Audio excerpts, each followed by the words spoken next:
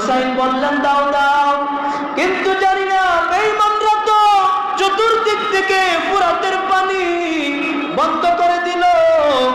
আমি তো জানি না আমার কলিজার টুকরা সন্তানটাকে এক ফোঁটা পানি পান করাইতে পারবো কিনা। হুসাইন কোলের মধ্যে লইয়া যে মাত্র ফোরাত নদীতে গিয়ে নামলেন, নামার সঙ্গে সঙ্গে বেঈমানরা চতুর্দিকে তাকায় আছে। হুসাইন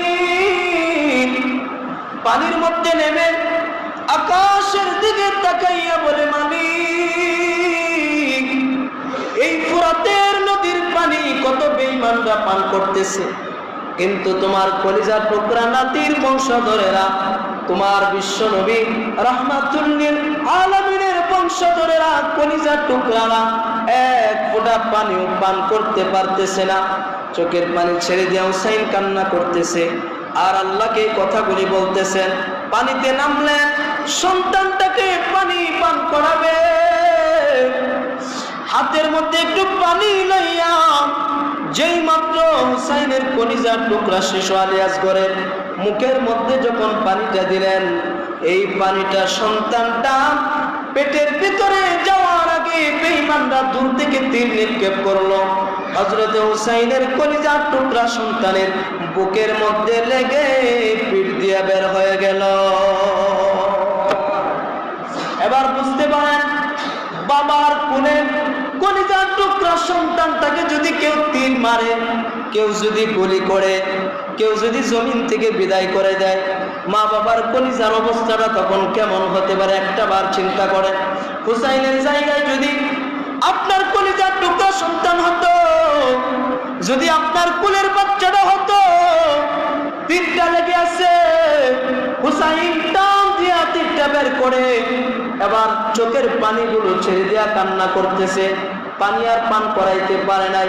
এবার এই বাচ্চাটাকে নিয়ে তাঁবুর ভিতরে প্রবেশ করলেন। হুসাইনের বিবি ডাক দিয়া বলেন, ও স্বামী আমার, পানি পান করিয়েছেন কি? এবার বললেন, ও বিবি শোনো, তোমার সন্তানটাকে এমন পানি পান করাইছি, তোমার এই সন্তান আর কোনোদিন পানির কথা বলবে না। মুসলমান দিলটা নরম করে দেন। দেখেন, আহলে বায়তের জন্য এক ফোঁটা চোখের পানি পালাইতে পারেননি, হতে পারে এই রক্ত জড়াইলে লাভ হবে না, মহব্বতে যদি এক ফোঁটা চোখের পানি ফালাইতে পারেন, এই চোখের পানির বিনিময়ে আল্লাহ চাইলে আপনার জীবনের সব গুনাহ মাফ করে দিতে পারে। হুসাইনের বাচ্চাটাকে বিবির হাতে দিয়া বলে, বিবি আর সময় নাই, আমাকে বিদায় দেয়া দাও, বাকি আছে আমি একজন, আমাদের জন্য, আমার জন্য দোয়া করিও, যারা শাহাদাত বরণ করেছে তাদের জন্য দোয়া করিও, আর আল্লাহর কাছে তোমাদেরকে আমানত দিয়া গেলাম, যা করার কে করবে? আসতে বলেন কেন? কে করবে? আল্লাহ করবে। হুসাইন তরবারিটা লইয়া বের হয়ে গেল, যুদ্ধ করতেছে একা, আর ওই দিক দিয়া হাজার হাজার মুনাফিক মার্কা মুসলমান। সুবহানাল্লাহ বলবেন না? ভাইরা আমার, হুসাইন তরবারিটা লইয়া এবার যুদ্ধের ময়দানে বের হয়ে গেল, যুদ্ধ করতেছে একা, ওই দিক দিয়ে হাজার হাজার বেঈমানের সাথে যুদ্ধ করে। যুদ্ধ করতে করতে এক পর্যায়ে আসরের আজান হয়ে গেল, আসরের সময় হয়ে গেল। এবার হুসাইন তাকায় দেখে ফুরাতের নদী একেবারে খালি, কোনো মুনাফিক মার্কা মুসলমান নাই, সবাই চলে গেছে। আল্লাহু আকবার! সবাই চলে গেছে। হুসাইন আর সহ্য করতে পারে না, গলাটা শুকায় গেছে, কলিজাটা শুকায় গেছে, পানির জন্য তিনি পাগল পাড়া হয়ে গেলেন। এবার তিনি ফুরাতের নদীতে নামলেন, একটু পানি পান করবে। কে নামলেন? কে নামলেন?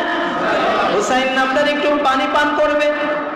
এমন সময় হুসাইন রাদিয়াল্লাহু তাআলা দুইটা হাত দিয়ে এমন ভাবে এক চুল পরিমাণ পানি যখন হাতের মধ্যে নিলেন, নেওয়ার পরে মুখে দিবে, এমন সময় তিনি পানিটা পান করবে আর বলতে লাগলেন, আল্লাহ, কত বেঈমানরা পান করে আমার কলিজার টুকরা সন্তানটারে পানি পান করাইতে পারলাম না, এই পানিটা আমি বাবা হইয়া কিভাবে আমার কলিজাটার মধ্যে দিব। আমি বাবা হইয়া কেমনে আমার মুখের মধ্যে দিব? পানিটা হাতের মধ্যে নিলেন, আবার ছেড়ে দিলেন। পানিটা তিনি পান করেন নাই। ওই কলিজার টুকরা সন্তানের কথা মনে হয়ে গেছে। 39 জন পুরুষ তিনারা যুদ্ধ করেছে, পানি নাই। ওই তাঁবুর মধ্যে মহিলারা, তাদের মধ্যেও পানি নাই। আরো বাচ্চা যারা আছে পানির জন্য পাগল পাড়া, আমার বিবি সন্তানরা পানির জন্য পাগল পাড়া। আমার কলিজার টুকরা সন্তানটা পানি খাওয়াইতে গিয়া জমিন থেকে বিদায় করে দিলাম।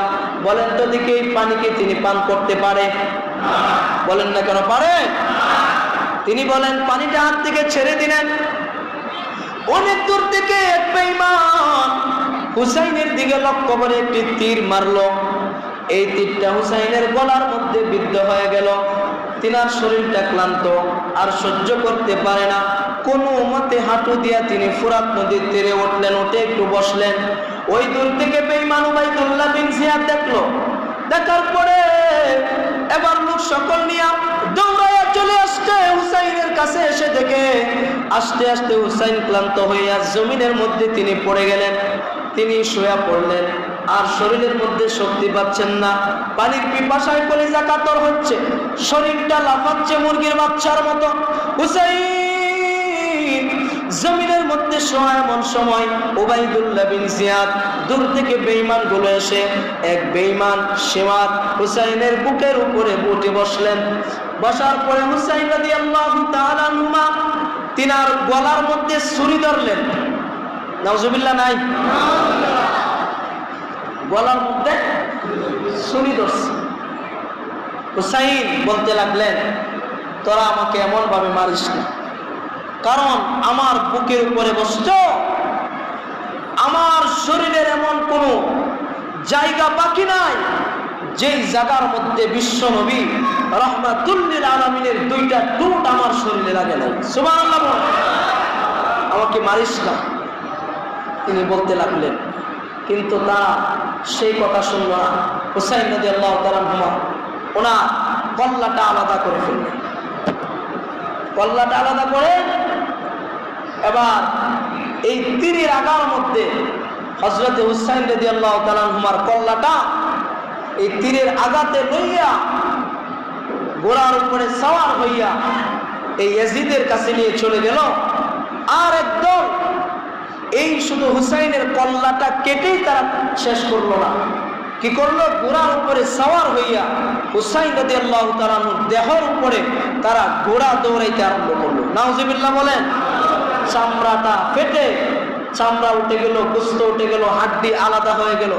এমন ভাবে পুরা গাড়ি অ্যাক্সিডেন্ট হলে যে পরিস্থিতি হয়, ট্রেনের নিচে পড়লো, পুরা হুসাইনের দেহ মুবারক ঠিক তেমন ভাবে হয়ে গেল।